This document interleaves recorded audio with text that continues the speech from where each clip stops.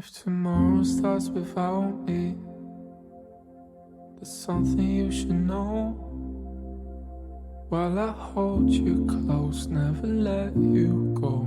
Hello and welcome to The Broken Pack, a podcast focused on giving adult survivors of sibling loss a platform to share their stories and to be heard, something that many sibling loss survivors state that they never have had. Sibling loss is misunderstood. The Broken Pack exists to change that and to support survivors. I'm your host, Dr. Angela Dean. In today's episode, I had the pleasure of speaking with Katie Kuehn, who lost her brother, Josh. Josh was an organ donor, and Katie and her family have navigated what it's been like to experience grief differently from one another. Take a listen. Second guessing, 'cause you never know, you just never know. Welcome to the show. I will let you introduce yourself, and then we'll go from there. Sure. My name is Katie Kuehn, and I am the little sister of Josh, who I lost about a year and a half ago and who we're going to talk today. All right. Thank you for that.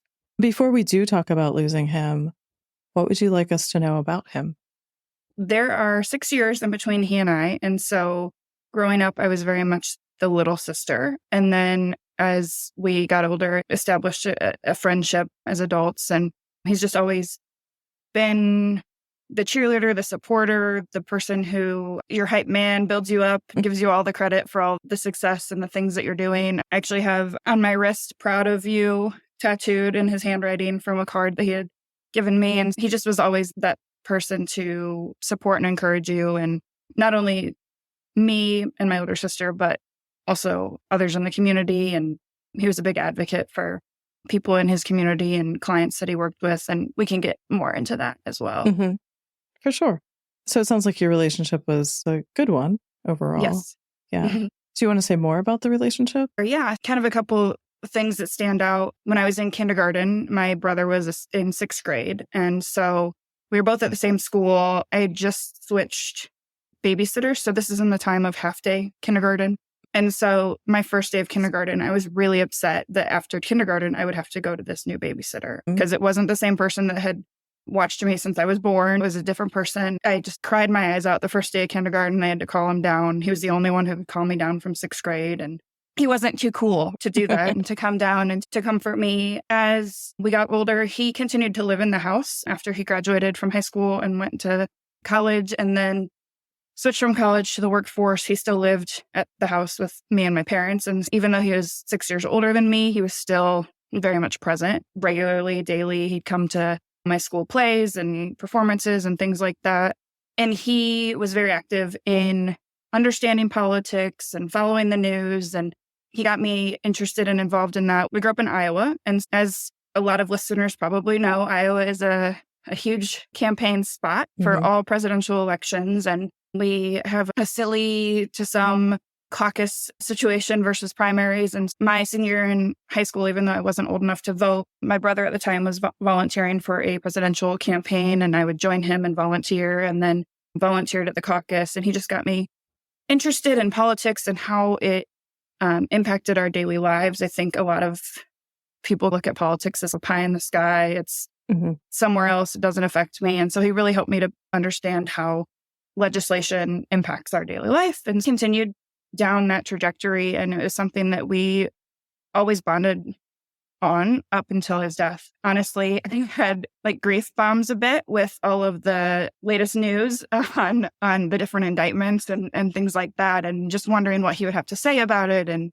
him and I would probably stay up late texting back and forth, watching the news coverage. So that was something we shared. And then the other place where I really bonded, I lived out in Washington, D.C. and in Indianapolis for several years away from home and didn't move home until I was almost 30. I went to college out of state, all that fun stuff. And he always just encouraged me to not feel bad about leaving, about not being physically present all the time, and to just basically follow my dreams, do what I want to do.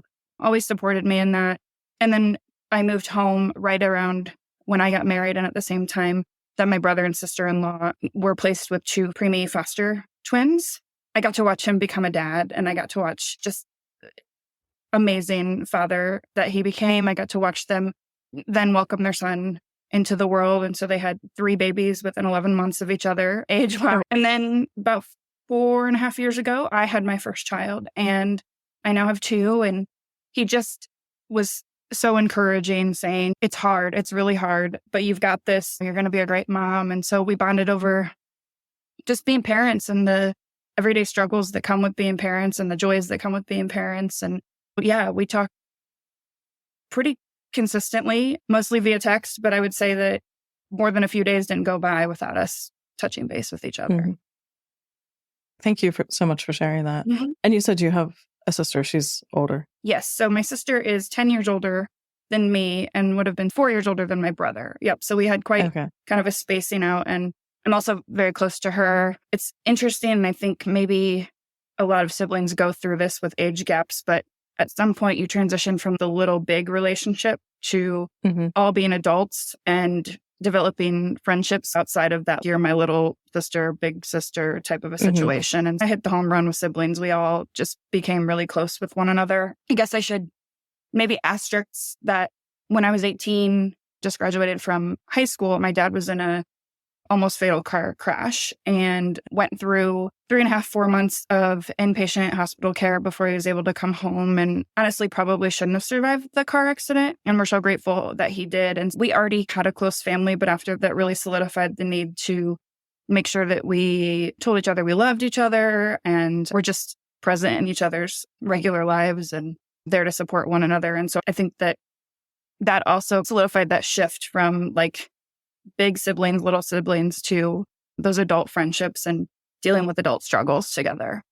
It sounds like for sure that you were able to see the value of life through that event. Absolutely. And the value of your relationships. What are you comfortable sharing about losing Josh? So it was a sudden, unexpected situation. It was February 28th, actually, of 2022. He and his wife and kids were all at home just getting ready for their day. The kids were going to school. My brother and sister-in-law were getting ready for work. And he had a seizure. He did have a seizure disorder that had developed several years after having a benign brain tumor removed. And so the theory was that some of that scar tissue on the brain may have caused the seizure disorder to develop. He had several seizures prior to this one, usually short in nature. And he would recover after feel tired and his body would hurt for the next day or two. But usually recovery came pretty quickly. In this situation, the seizure was still short in nature and happened as every normal seizure happened. And he just all of a sudden, after the seizure was over, stopped breathing. And something caused cardiac arrest. And unfortunately, while they were able to revive him, that too much time had lapsed for air oxygen to get to his brain. And so unfortunately, he was very quickly not with us anymore. And though his body was with us, unfortunately, after that seizure, he wasn't. One of the reasons I actually really wanted to share his story with you had always chosen to be an organ donor on his driver's license. And that was something that he had conversations with his spouse about as well. And the seizure happened on a Monday morning. And by Monday afternoon, we unfortunately knew that brain activity didn't look good. And by Tuesday, solidified that he wasn't coming back to us. And so then, I don't know if it was Tuesday or Wednesday, but it's all kind of a blur. But those conversations did start with the donor network on the possibility of him donating his organs. And the seizure and his hospitalization was on a Monday. And then Friday afternoon, he was able to have the retrieval surgery. And then through that was able to donate his heart, lungs, both kidneys, as well as skin, bone, and tissue, and corneas. And we said goodbye to him on that Friday afternoon at the hospital. And I'm sure that lots of people have seen kind of those viral videos of the donor walks, and the hospital did that for us and really honored him as we said goodbye. And then we actually went out to the regional airport and watched as his heart took off to go to his recipient. And it was obviously super depressing, but also just something that kind of gave us a little glimpse of hope in everything. I honestly don't know how I would be coping if he weren't an organ donor. It's something that it has brought a source of comfort, I think, to at least some of us in our family, that he chose to do that. Yeah, thank you for sharing that. That's so emotional. You see those donor walks on like you said, the viral videos. And Mhm. then I didn't realize that you would be able to watch where the Yeah. heart was going. And Our donor family advocate that was there, she was phenomenal and treated our family with dignity and Mhm. respect and just really kept us informed. She answered phone calls at all hours of the night if any questions came up. And my mom felt it was really important that they find a placement for his heart. That was something that really was important to her. And they were really struggling to actually find a match. And they called her middle of the night, Thursday night into Friday morning to say that they had found a match. And they were wonderful in keeping us updated and allowing us to be as much of a presence in the process as possible. And then the other kind of neat, I don't know if it's neat. This whole situation isn't neat, but they had our family, my sister-in-law and my sister and I and my mom all got together to write it. But they had us to write a story of who Josh was. And that was something that was read prior to his surgery so that all of the doctors and the individuals involved in the process would know the life of the person giving their organs. And they also took a playlist so that they could play music in the operating room as well that Josh liked. They did a lot for us to try to honor Josh, honor our family, allow us to be as involved in the process as possible on the crappiest day, I think, for all of us. yeah. What was that like having to say goodbye to him that Friday? It was so surreal, honestly. There's times I still think about it and I'm like, is this real life? Did that really happen? It was really tough because some kind of dark humor here, but my sister and I have dubbed the week that he passed away as like Dead Brother Week because a lot of people have a date of death. And it was a week long of he was there, but he wasn't there. And what do you really even define as like when he was gone and when you said goodbye and all of that. And so all of us in our family have a different answer to that question. And so we all just buckle up and prepare for that week. And we said goodbye. His closest family and friends that could make it came up before and said goodbye. We're allowed to break all of the COVID rules and had, I want to say 15 people for the honor walk that were able to come and attend. Again, it's just so surreal. You walk to this elevator and you're forced to say goodbye as they wheel him into this elevator. And it's something I'll never forget. And my sister-in-law lost her husband and the father of her kids. My parents lost their son. My sister and I lost our brother. People lost their good friend. So it was really surreal to be standing in the same space with all of these people that loved him and to realize the impact of his relationship on all of us and that was ending. And it was really hard. And then it was even harder to leave the hospital because that kind of really solidified. We weren't coming back to the hospital. And that was it. It was really rough. I was also at the time 36 and a half, 37 weeks pregnant with my second child. And that added to all of it. My husband and I just decided that during that week to run an Airbnb that my family and my sister's family stayed at because we were from out of town. And we just allowed it to be a pass-through place for people that were coming in town, family and friends to stop by. We had a bunch of food and a bunch of things. And so we just all went back there that evening and prepared for what was next and figuring out services. And it was really weird I was writing an obituary for him on a Wednesday when he wasn't even gone. We were coordinating a GoFundMe to try to help my sister-in-law with expenses before he had officially left us. And so it was a really weird week. And I feel incredibly fortunate that the family that I have is close and that we were able to work together to figure out what came next. My parents are devout Catholics. My sister-in-law, I would say, prior to my brother's death, would classify herself as an atheist. My brother was spiritual, not religious. And there were quite a few different maybe needs or desires on how to honor him, say goodbye. And one thing I am very proud of our family is just figuring out how do we make that work for everyone. And so my parents' priest was involved and my brother's good friend who is a pastor was involved. And there's a mix of storytelling. And his services were a little unusual in that we did the services first. there was some religious tradition at the beginning of the service. And then my brother's friend, Doug, the former pastor, got up and said a prayer, did some stories. And then my sister and I spoke. My sister-in-law spoke. My brother's best friend spoke.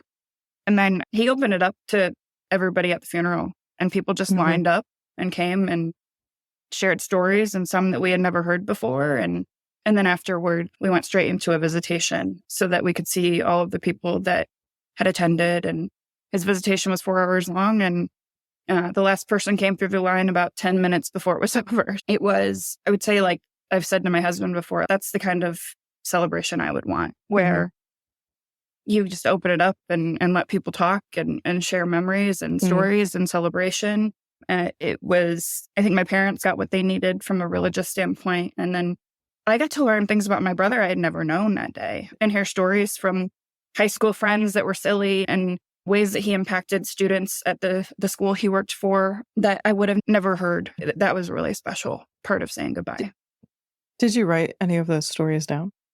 The ones you hadn't heard? We haven't. I had this like wild hair, and I have not done a good job of following up, but I had a friend of ours create like a Gmail account that people could, if they wanted to, write in and share stories. And the goal there is to have stories to give to his kids as they get older. I did a lot at the beginning, both out of, I think, needing an outlet, needing to stay busy, but also just the focus was really to help Sarah and my brother's kids figure out what was next and just get through the day-to-day. And so my husband and I opened a joint bank account with my sister-in-law to help her manage finances and figure out bills, and to do as much as we could to make sure that they had a secure financial future, and really just immersed myself in a lot of different things. And that is one that I came up with in that time that I haven't really followed up on, but it is one that I would love to continue to encourage people to write into that email address and to share stories. And I'd love to, some of them will not be appropriate for the age of his children yet. But I would love to have those as they grow older and can see how silly their dad could be. Did it help you remember things that you had forgotten? Yeah, it did. His best friend is the same kind of inappropriate humor type of a guy that my brother was. And we would get the kids to bed at my sister-in-law's house, and then a lot of times just sit there and tell stories. And his friend Roy, in his very inappropriate nature, would have us all crying, laughing. And my sister and I remembered in some of his wilder days picking him up at 4 a.m. from Ross's, which doesn't even exist anymore, but it was like a 24-hour diner under the bridge in our hometown. And him reeking of cigarettes, because back then you could still smoke in restaurants and bars, and picking him up and being like, we have to go see grandma who was in the hospital like that next morning. And just some silly things like that. He and my sister moved me into college because my dad was in the hospital at that time. And so just remembering how they kind of became my parents in those early days, and remembering that when he started dating Sarah, my sister-in-law, she's actually my age. And so I would give him a lot of grief that he was dating someone that was his little sister's age. And so, yeah, I think, and I know we'll probably talk a little bit more about like coping and all of that, but I think one of the things that as time has gone on, and I've talked to my therapist a lot about, is so much of my life feels defined by his death, like very much a before and after. So much about what I think of him as is based on his death. And one thing that I've been trying to work on is he had 41 years of life. 34 of those I shared with him before he passed away. It feels good to talk about those memories and to bring up things that aren't his death, because that isn't what defined his entire life. And I think that's one of my, and maybe you can relate, frustrations. People are afraid to maybe ask about your sibling that passed away, or they don't want to bring it up. And I welcome it. Honestly, I wish that people would bring it up, or if they think of a funny story, send it to me. I know he's dead. That's not going to change. But if you have something that you remembered that you did in high school with him that I don't know about, I would love for you to tell me. Isn't going to change the fact that I know he's dead. Right. And I think that some people are afraid to bring that up because they don't want to upset us. I think you're right. But Yeah. the freedom of being able to talk about our siblings helps us stay connected to all of that before instead Exactly. of focusing on the death. Exactly. And I also wonder if sometimes people don't bring it up because they're afraid of feeling uncomfortable themselves. Yeah. Just generally, I think our society is, and I don't know where it comes from, just so scared of talking about death, talking about loss. Mhm. And I think even more than that, talking about how grief is not a finite thing and that Mhm. there's just this expectation that life gets back to normal after a little while, right? And I am not who I was when my brother was here, and I never will be. Like, I will never be the Mhm. person that I was before my brother passed away. And that's just another example of something secondary to work through. Yeah, for sure. Part of where our fear of death comes in our society is that prior to the Industrial Revolution, death was a very present thing. And you died in the home or Mhm. people saw it. And now, just like your brother, a lot of death doesn't happen or people are seeing it. So it's something that we're not so familiar with. Yeah. Yeah. Yeah. And take it or leave it from living in a very hyper-focused capitalistic nation. But there's just that drive that we got to get back to doing what we need to Mhm. do and getting back to working and providing for your family and all of that. I think in the States especially feels maybe a little bit more of a rushed timeline maybe than in other places. Mhm. Technically, I was supposed to get 3 days off for my brother's death. Mhm. Very fortunate to have flexible time off at my company and to have a boss who's very understanding and to have had a baby and to be able Mhm. to. I had 12 weeks off with my son after he was born. And so I went back to work for 1 day before my son was born and then had 12 weeks. And I honestly look back and I'm like, I don't know how I would have gone back to work full time without that additional time off. And that just is how the timeline fell. So there you are grieving and also welcoming a new life. What was that like for you? Oh, a whirlwind of emotions for sure. It Mm. still brings up so many emotions. My son, Declan, was born on March 17th, and that was 3 short weeks after my brother passed away. My husband and I had been struggling to figure out a middle name for a very long time, had thrown out a couple different ideas, but just weren't set on any of them. And I can still remember walking out of the elevator in the hospital towards my brother's room with Sarah, my sister-in-law, and just saying, is it okay with you if Declan's middle name is Joshua? And having to hold her up from falling to the ground and her being grateful that's something I wanted to do. And I asked my mom and she said, I was really hoping that's what you would do, but I didn't want to put it in your head that's something that you should do. And so he is Declan Joshua. He is a total Spitfire. And sometimes I'm like, this would be your personality named after my brother. He was born on my brother's favorite holiday, St. Patrick's Day, Mhm. and has strawberry blonde hair. And my brother had a very red beard. And so I'd like to think that maybe my brother had a little bit of a hand in his arrival when it happened and maybe a little bit of that red tint to his hair. But yeah, it's a really emotional time because it was something my brother was really excited for us to have another child. I still struggle with the fact that they never existed in the same world and that my brother never got to meet him because he was just so excited for us. He loved the name Declan. I'm glad that we shared that with our family before he passed away, what we were going to name him. And it was this mix of you have to care 24/7 for a newborn. It was a mix of distraction, joy, because it's this thing that you were so excited to bring into the world, getting to watch my older son, Rowan, fall in love with his little brother and to just wish for them to have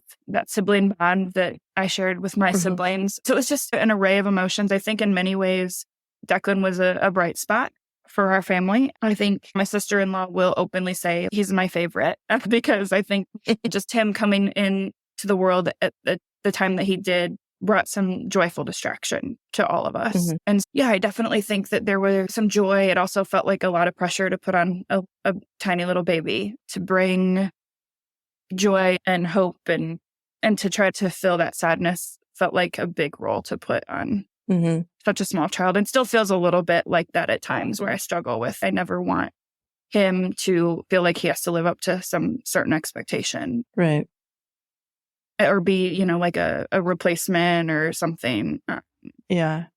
But he's a special little boy, and he's gonna be a wild one. And my brother had a streak of maybe not wanting to listen to authority and not necessarily um, uh, buying into all the rules and things like that, and just buckling up for that potential that he's going to take after his Uncle Josh. Yeah.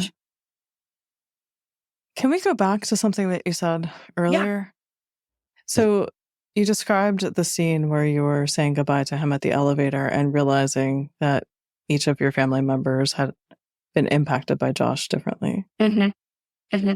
And I think it's important to explore the idea that not only are we impacted by someone differently, but that also means that we grieve them differently. And I wonder what that's been like for you or what your thoughts are around that. You're absolutely right. I think we've all developed different ways of grieving. I think initially, and this is not a reflection of my sister-in-law at all, initially I felt as though I needed to put my grief aside because the important thing was, how do we get my sister-in-law, Sarah, and the kids through each day? How do we help them navigate their grief? How do we help them navigate having two 5-year-olds and a 4-year-old realize that their dad isn't coming home? How do we help Sarah become a solo parent? You had two people splitting all of these responsibilities, and suddenly it all is on you.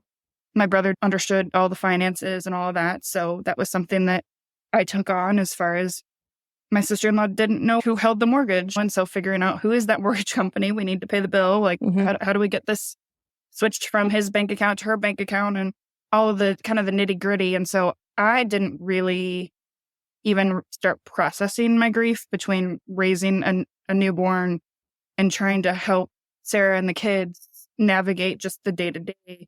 I didn't allow myself to even really grieve, other than there would be times where when my husband was on his paternity leave, I would just stay in bed for as long as possible and just not have to deal with anything. And those were the only times I really allowed myself those pockets of, I'm going to feel for myself and feel that emptiness and that sadness. I think that is the general consensus, I would say, for my sister and my mom as well. My dad's a different story because he doesn't like to talk about his grief, how he's feeling. Sometimes just talking about Josh, he has to step away. He's just handled it completely different. My mom and my sister and I all jumped into action a bit and tried to figure out how we could just help the kids, help my sister-in-law. And my mom also was always that person that we would go to for problems. So if we were all like bickering as siblings, if like my brother and I were mad at my sister, or my sister and I were mad at my brother, or whatever it would be, we would get calls from all three of us.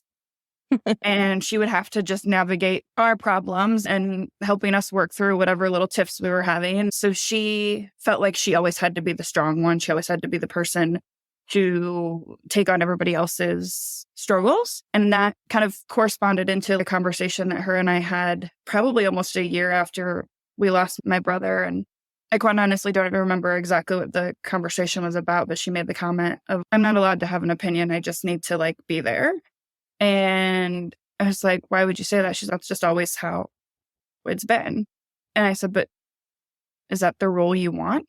Is that the role you want here? Or do you want to share your opinion? Do you want to have a say in whatever it was that we were talking about? And she had never, I don't think, thought that was something that she could allow to happen, for her to actually open up and talk about her own grief and navigate her own grief. So all of us have had different ways of navigating it. I had a therapist prior to my brother passing away for anxiety-related situations, especially it got worse when I was pregnant. So I went back to see a therapist when I was pregnant. And then my sister-in-law was in school at the time to become a therapist and to be a social worker. She actually, I think, within the first month of my brother passing away, had given referrals to 11 different people for therapists. And my sister got signed up with a therapist. My mom has attended a couple different grief groups that her church has put on, and she's developed some friendships with other women who have lost children there that I think has been really healthy for her.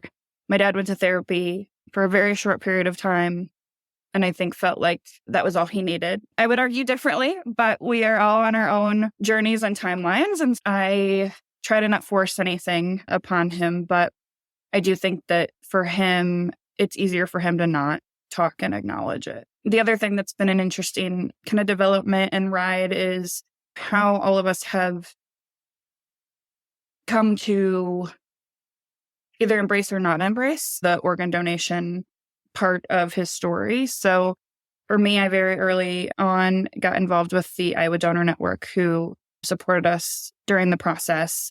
I've done there's a walk every year, a fundraiser, and I put together a team right after he passed away. The walk was in May. I put together a team for fundraising, and we did that again this year. And my mom and my sister have also both gotten more involved as volunteers. But that is still a source of trauma for my sister-in-law, actually. And so it's something that just does more harm than good for her to do that. But one thing that I've always been so grateful for is that my sister-in-law has always said there's no hierarchy in grief.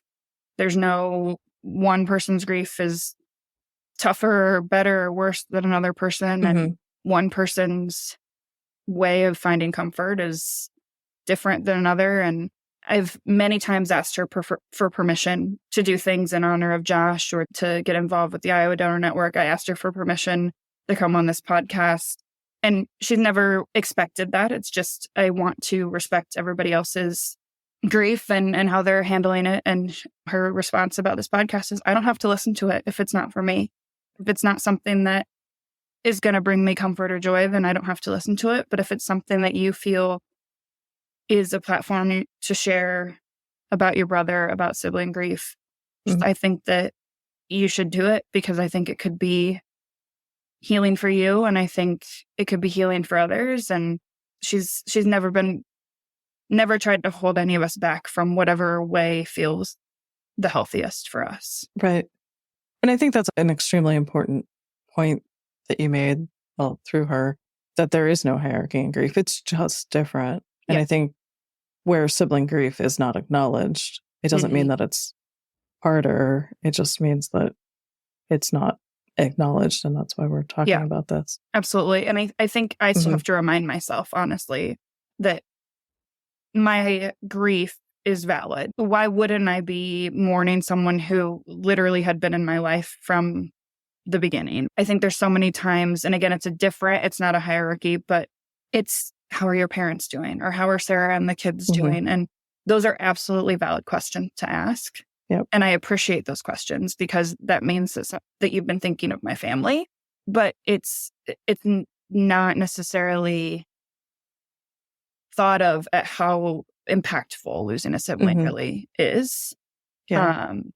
And so that's something that I found your podcast when I was trying to find resources. Does anybody get what I'm dealing with? Does anybody understand just this like deep, immense sadness that I feel not being able to share my life with my brother anymore? And so finding this podcast was really helpful, just to be able to hear others that have dealt with it, because it's not a common, maybe it is a common loss. It doesn't feel like a common loss. It doesn't feel like it's happened to anyone else. And so hearing others speak on your podcast about what they've gone through and the complex feelings of sibling grief really makes you feel less alone. Yeah. Thank you for that feedback. I'm so glad that it's been validating and helpful in that way. I set out doing this for that same reason. There wasn't a lot there. And so I'm glad. Thank you for that. So you put off your grief, it sounds like, partly because you had a newborn, partly because you were taking care of Sarah. Where are you with your grief now, or coping with it? And grief's never ending, but where are you?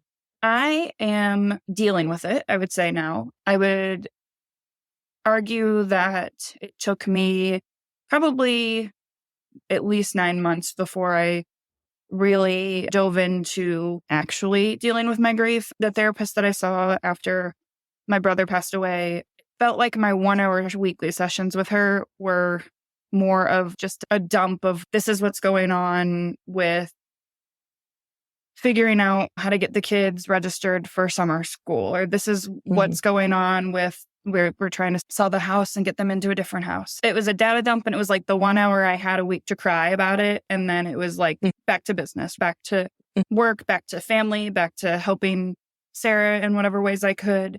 And my therapist actually ended up moving out of state, and I had to find a new therapist. And it's dating, right? I'm finding a therapist a little bit. And I didn't realize maybe what I was missing in therapy until I had moved to my new therapist. And it was a lot more conversational versus me just dumping the latest update, right? That you would give your girlfriend at a happy hour or whatever. And so it was a lot more conversational, and there's some kind of accountability there that I hadn't had before, as far as you need to focus on yourself. You need to do things to work through your own grief for the benefit of yourself and your own family that you have, and helping me to see that my best self is my best self for my husband, for my kids, figuring out how to navigate that grief, and then also helping me have permission to sit with it sometimes, to not try to distract myself or move past it, but to really just sit with it and to be okay with feeling really sad and allowing myself to feel sorry for myself, allowing myself to be angry at the situation, allowing some of those feelings of frustration at family as we navigate this, because we're navigating what our roles look like as a family. My sister-in-law, Sarah, I consider her to be as close to a sibling as you can get without growing up with one another. And so navigating, she calls my parents mom and dad. She lost her parents at a young age, and she really, from the time that she started dating my brother, became part of our family. Navigating what does that look like for the future for her and our relationship and the relationship with her children, and the idea that there may be another person that comes into her life and to the children's lives, and navigating what does the future hold for all of us as a family. My therapist has been really helpful in focusing in on the now, and we will cross those bridges when they come, and we will let's focus on the present and how can work through your grief and still be the mom you need to be, and all of those things. I go through waves. I think grief is an incredible companion, I guess you would say, in the sense that sometimes it makes itself very well known. My nephew turned 6 at the beginning of this month, and it was also my dad's 71st birthday, and everybody came to my town, and we went to the water park, and I hosted brunch at our house to celebrate birthdays. It was incredibly joyful, and we had such a fun time. And then I felt like a total asshole after everybody left, because I was like, I enjoyed all of us being together, and Josh wasn't there, so I shouldn't be enjoying it. I should be sad that he's not here, right? And so there was that wave of the after effects of, and it seems like it's a pattern, and whenever we get together with the family, it's really wonderful. And then afterwards, it's like that, but Josh wasn't there, and it's painfully obvious that he wasn't there. So, there's this guilt for living your life afterwards. Exactly. I'm hoping that you have worked through that with your therapist. Yes, that is not to do therapy on the air here. Yeah, no, that is a topic that comes up often, and a topic that she reminds me that there's righteous guilt. There's things that we made an error, or we made a wrong choice, or we hurt someone, and maybe there's reasons to feel guilty, but this isn't a righteous guilt. This isn't something that I should feel guilty for. And so I grew up Catholic. It's a thing that just is embedded in us a bit. And, yes, it is. Yes, still working through some of that. But yeah, this month has been hard. I've had a hard time. My youngest has been going through some health stuff, and he's fine, but it's just been a lot of doctor's appointments and some added stress. And that's stuff that I'd usually talk to my brother about, right? And between him missing Sawyer, his son's birthday, his twin girls' birthdays are coming up next month, there are times where I just feel it more. And this month has just been one of those months. And I allow myself to go take a bath and after the kids go to bed and try to just either read a book or do whatever I need to do to center myself. And I allow myself to cry if I need to cry. And I think the further away, and I know you have more experience and time passing, but I think the further away I get from his passing, the more I'm looking for things to cling to feel close to him.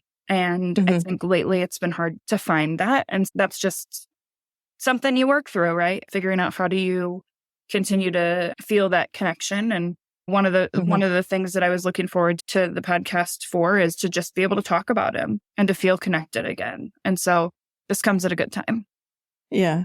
Are there ways that you find are steadfast in helping you feel connected? Because I think it is important to find ways to have that connection ongoing.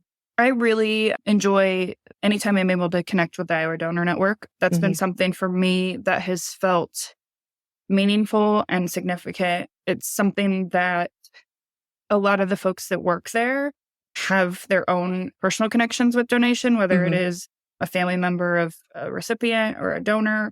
And it's just, there's no shame in any sort of grief or crying. Everything's just out in the open. I can, in one breath, talk about how my brother could be a total asshole about this.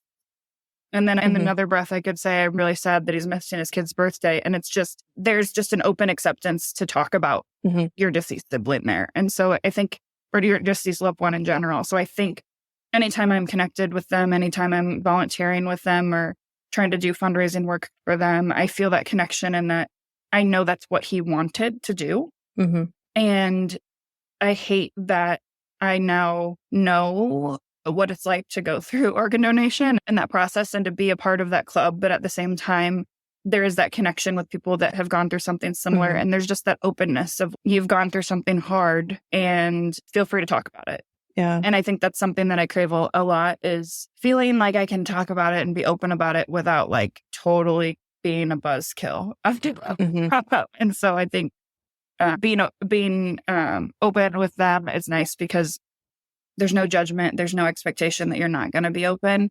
I even struggle just sometimes, like I'm going to happy hour this evening with some girlfriends that I haven't seen in months and I can't wait to see them. And they want to know what the heck I'm going to be on a podcast for tonight. But I haven't really filled them in yet.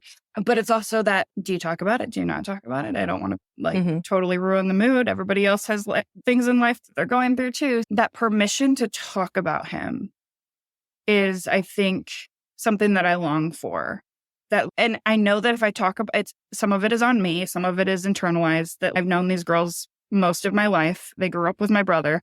Some of it is internalized of I don't want to like be a buzzkill and ruin the night.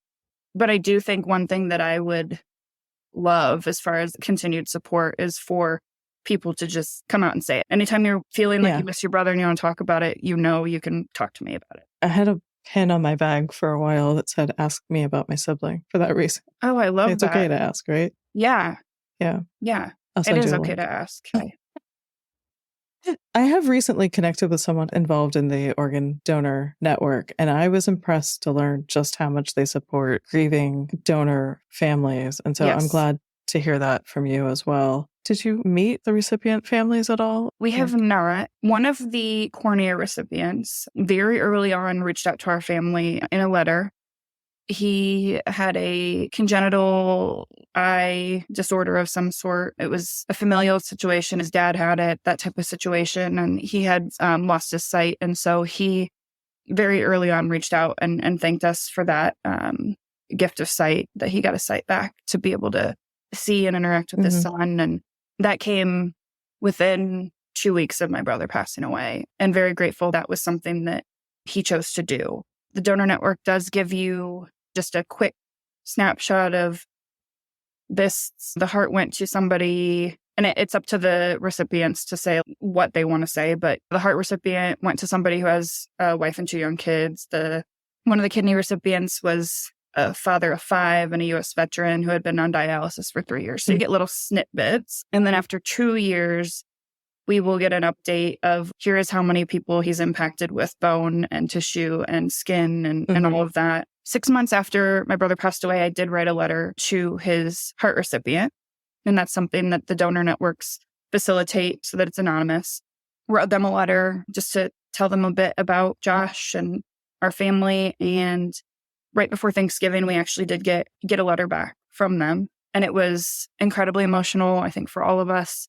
I think from getting to know a few of the employees at the Iowa Donor Network who are on the recipient family end of it, they had expressed, if you don't hear back, know that it is appreciated, but it's really hard to even figure out how to say thank you for something like this. When we heard back from his recipient, it was, I couldn't have written a better letter. It was so just gracious and loving and kind. And we learned a little bit about them and about their family and just that promise that they were going to honor Josh and live their life and loving on their family and their kids. And it was really impactful, I think, for all of us.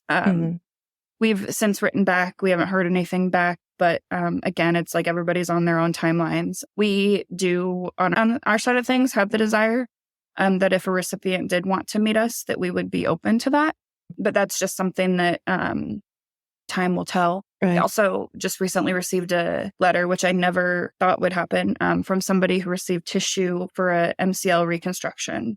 And they wrote just a really kind letter about they had lost somebody close to them and had been really struggling with grief and depression. And they started volunteering on their local fire department. And it brought this sense of joy and service to them.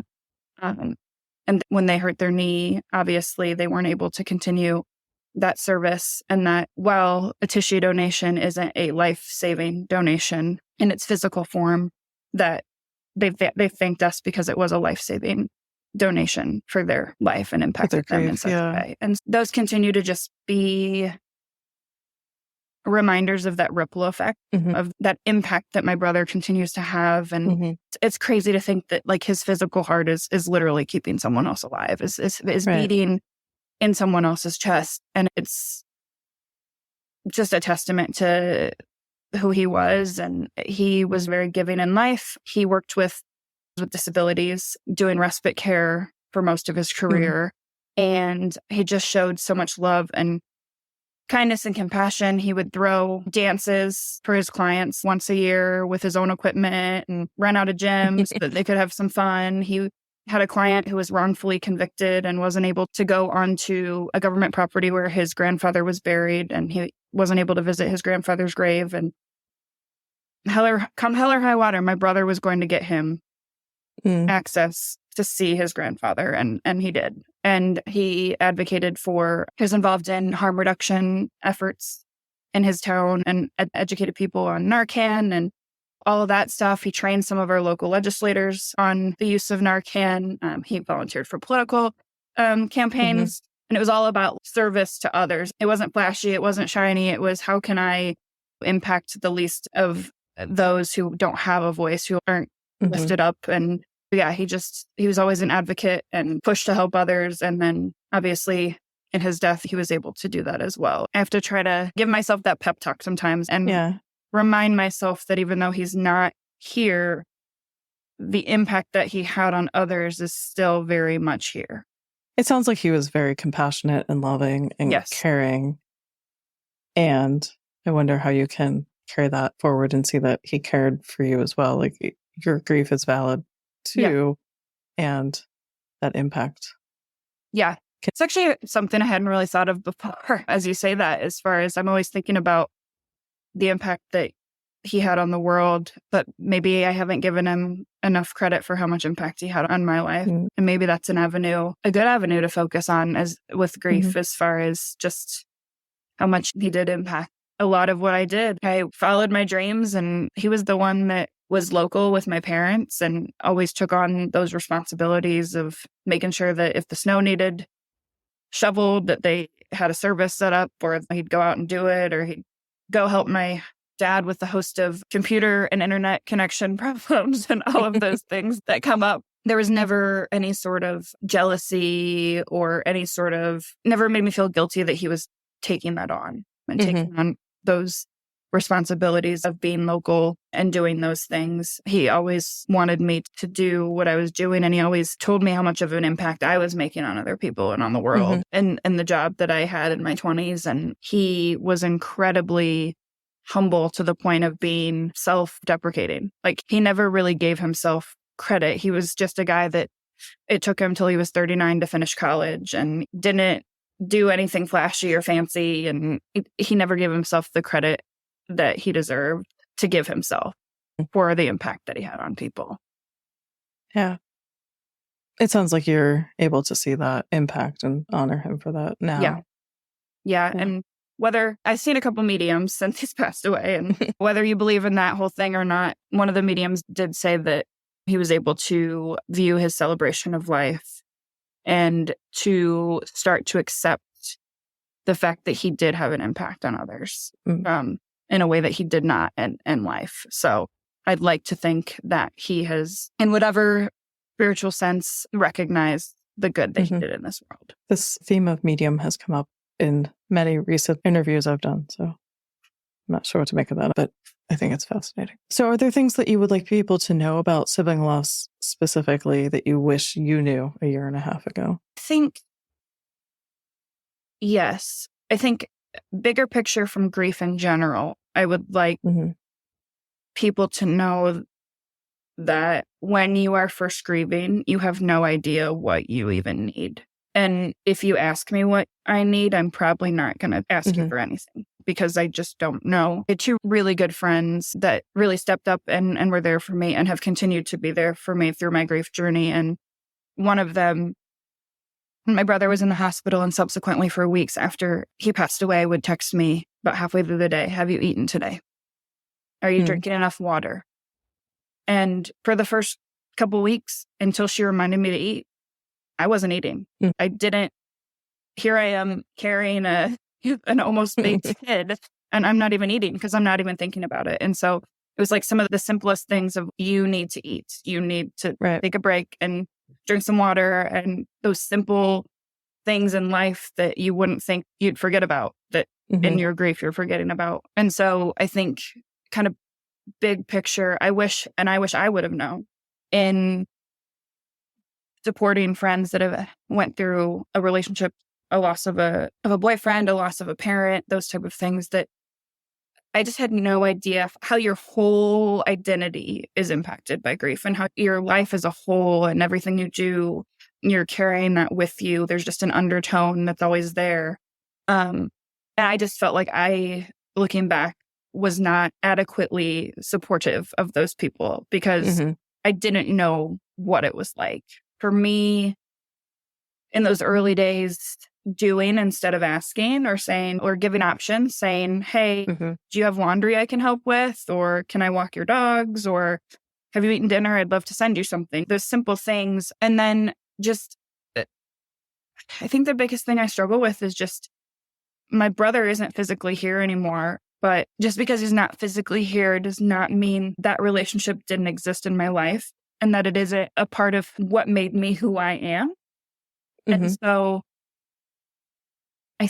I just feel like it's what we talked about at the beginning. Just talk about him. Ask me about how I'm doing. Ask me about my brother. If you hear a song on the radio that for some reason sparked, "I'm thinking of you," text me that. It's amazing just what those little nuggets, they can make such an impact, to know that someone's acknowledging that hole in your life still exists. And it wasn't, they passed away, you figured out how to fill it, and you've moved on. That is something that will remain, and you're figuring out how to move forward in spite of it. And so for me, I think the one thing I would want people to know about sibling loss is, regardless of if you have a sibling or you have a good relationship or a bad relationship, like, they were there for so many landmark events in your life. First communion, plays, the first time you thought your parents were going to get a divorce. My parents have been married almost 50 years, and all of us went through a time where we're like, "Oh my God, I think mom and dad are getting divorced." There's all these different things, little things and big things, that you experience together. And you assume that you're going to continue to experience those things together. And just acknowledging that's hard, that's not fair, that it's just acknowledging that gap exists and not being afraid to ask about it is what I wish I got more of. For sure. One thing we haven't talked a ton about is my relationship with my older sister, Kelly, throughout this process. Obviously, she is also grieving the loss of what is her little brother and my big brother. And we're all grieving that hole in our family as we move through all of this. And we were close before, but we've continued to forge a bond through our grief. And one of the things that her and I, as well as my sister-in-law, Sarah, honestly, have had to navigate is how do you support and walk alongside each other when you're all in the grieving process? And we have taken to a lot of times, we have a group chat on Snapchat. And a lot of times we've taken to texting and saying, I'm putting something in Snapchat. Don't listen unless you have the capacity, right? I need to get it out there. I need to share my grief moment about missing Josh. But if you're not in a place to receive it, you don't have to. And that's something I think is still a work in progress. I think it's really hard when both of us are maybe riding the same grief wave. We're both struggling at the same time because you want to lean on your sibling because that's what we've always done, right? Is you lean on your friends and I'm lucky enough that both of my siblings have been friends. And we have definitely had to navigate over the last year and a half how to support each other in grief while also respecting where we are ourselves. Thank you for that. And we're going to hear from her later in the season. I'll be curious to know what she shares and maybe what nuggets stick out to her in her grief journey and how we're similar and different. Yeah.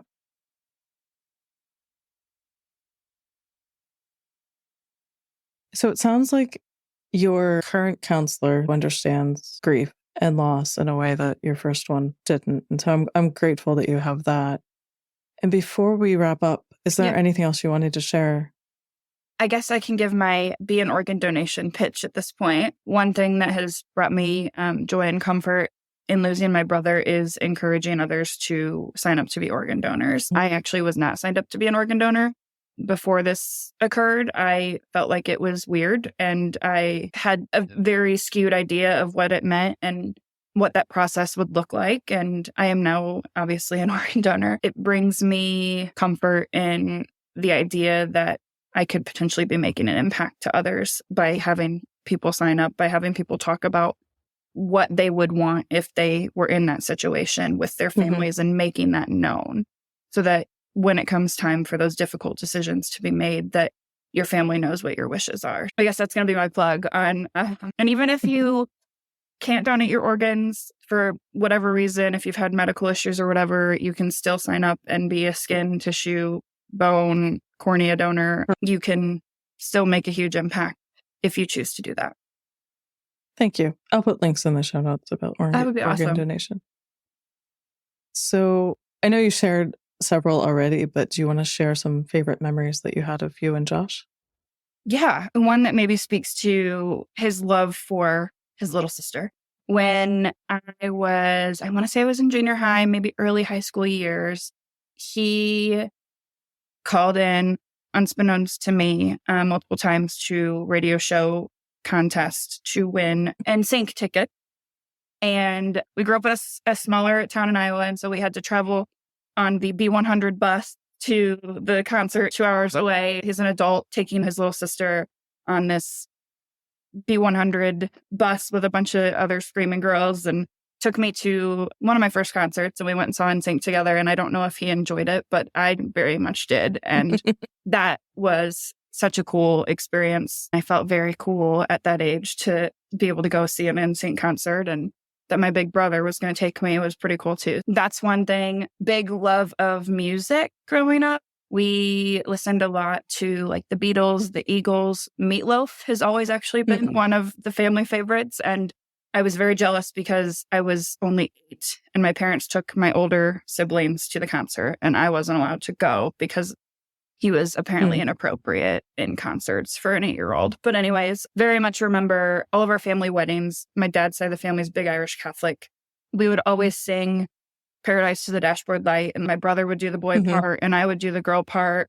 And it took me several years as an adult to actually realize what that song was about, and totally did not comprehend what that song was about growing up, but just lots of dancing and singing at weddings and memories of American Pie and some of those classics of us just singing together on the dance floor and celebrating together. And then getting to see him meet my first son, getting to watch him be a parent to my nieces and to my nephew, and an uncle to my oldest nephew is 13.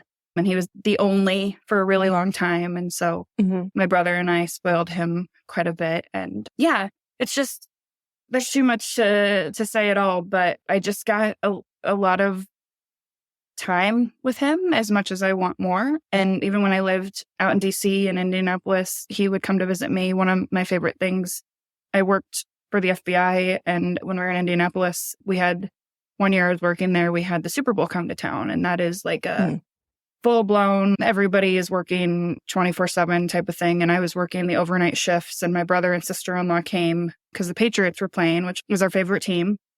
And I would come home. To hear that. Yeah, I know, right? I know. Most people feel that way. I would come home after my overnight shift and kick them out of my bed in my one-room apartment that they were sleeping in so that I could go to sleep. And then I'd wake up in the afternoon and we'd all go to the Super Bowl Village together and just do that. They came to DC and I'd take them around DC. My dad and my brother helped me move into my first apartment in DC, and we drove the U-Haul out and we stayed at the junkiest hotel because my dad doesn't believe in splurging for nice places halfway there. And then, yeah, there's so many things that he was a part of all of, even when I was far away, he still made it a point to be a part of those big things. Fantastic. Thank you so much for this interview. I really enjoyed it. I appreciate the platform to share his memory and to just be able to talk open and freely about the hard, but also being able to celebrate him and share his memory with you and with others. So thank you. You're welcome. Thank you so much for listening. Our theme song was written by Joe Mylward and Brian Dean and was performed by Joe Mylward. If you would like more information on The Broken Pack, go to our website, thebrokenpack.com. Be sure to sign up for our newsletter, Wild Grief, to learn about opportunities and receive exclusive information and grieving tips for subscribers. Information on that, our social media, and on our guests can be found in the show notes wherever you get your podcasts. Please follow, subscribe, and share. Thanks again. You're second guessing, or you never know, you just never know.